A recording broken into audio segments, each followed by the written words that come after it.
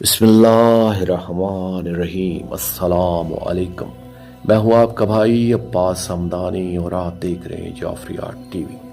آج کا ہمارا موضوع گفتگو ہے طلب حاجات۔ دوستو، امام زمانہ اجر اللہ فرج شریف کا ایک حق حاکمیت یہ ہے کہ ہمیں یہ جملہ حاجات ان کی بارگاہ اقدس میں پیش کرنا چاہیے، اور استمداد بھی انہی کی ذات اقدس سے کرنا چاہیے، اور استغاثہ بھی اپنے شہنشاہ معظم امام زمانہ اجر اللہ فرج شریف سے کرنا چاہیے، کیونکہ حاکم وقت ہی سب کچھ کرتا ہے۔ بڑے بزرگ سفارش تو کرتے ہیں مگر آخری فیصلہ تو انہی قلم سے لکھا جانا ہے، جیسا کہ دعائے الہی عظم البلا کی صورت میں لکھا ہے۔ اس دعا میں ایک فقرہ ہے: یا محمد صلی اللہ علیہ وآلہ وسلم، یا علی علیہ السلام، اکفیانی فإنکما کافیان وانصرانی فإنکم ناصران،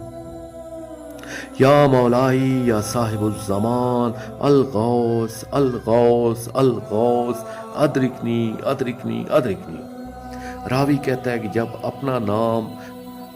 پاک مولا نے خود تلاوت فرمایا، یا صاحب الزمان کا فقرہ ادا فرماتے ہوئے اپنے صدر شریف یعنی سینہ کی طرف اشارہ فرمایا، پھر ابو الحسن محمد بن احمد راوی نے عرض کی: مولا، یہاں دو ذوات نبی و ولی علیہ السلام کے نام پاک آتے ہیں، تو قانون صرفی کے مطابق یہاں ادرکنی واحد کا صیغہ نہیں آنا چاہیے بلکہ ادرکونی ہونا چاہیے تھا۔ تو اس کے جواب میں فرمایا کہ ہمارے اجداد طاہرین علیہم السلام کے نام بطور سفارش ہیں، کام تو ہم نے کرنا ہے، مدد کو تو ہم نے آنا ہے، اس لیے یہ مدد ہم سے مانگ،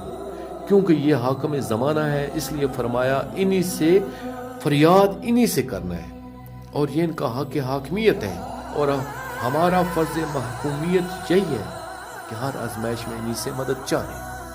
دوستو، آخر میں شکریہ ادا کروں گا اپنے مرشد کریم سید محمد جعفر الزمان نقوی البخاری سرکار دامز اللہ تعالیٰ کا۔ یہ مضمون میں نے ان کی کتاب طریق المنتظرین سے پیش کیا، اور آخر میں اپنے پاک شہنشاہ کی بارگاہ میں التجا کریں گے: اللہ جل